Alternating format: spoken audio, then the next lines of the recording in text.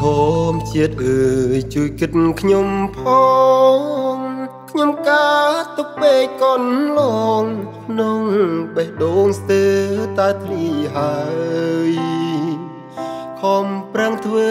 ការហត់យ៉ាងណាមិនហ៊ានឈប់ឡើយហេតុអ្វីប្រពន្ធបងត្រានត្រៃមិនយល់ពីចិត្តប្តីបងខំធ្វើការរហូតស្រុកគេក៏ព្រោះតែស្រស់មៀងមេអូនដឹងទេថាបងសពថ្ងៃការងារហត់ខ្លាំងតែលះបាំងមិនហ៊ានប្រាប់ស្រីខ្លាចអូនដឹងហើយព្រួយភ័យបារម្ភពីប្តីដឹងទេនួនល្អឃើញបងផងរូបឬក៏ឡាយមានអ្នកខំមិនលេបខាយស្រាប់តែឈោមឆាយប្រចាំតែម្ដងនេះស្រុកគេ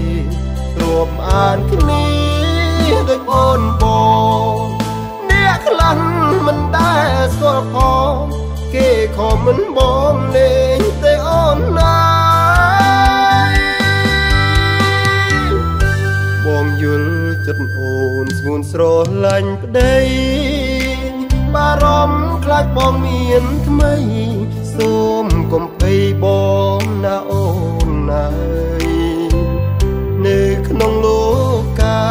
គ្មានស្រីណាប្រៀបស្មើអូនឡើយអូនជាជីវិតបងហើយទូជាតិក្រោយក៏ផ្សងជួបទី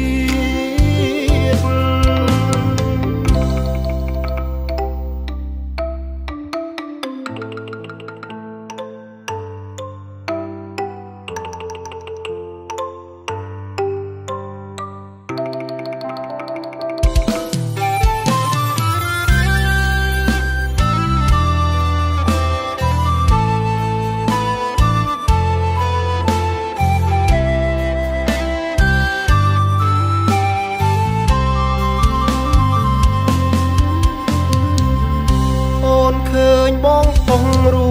បឬក៏ឡាយមានអ្នកខំមិនលេបខាយស្រាប់តែឈោមឆាយប្រចាំតែម្ដងនេះស្រុកគេរួមអានគ្នាដូចអូនបង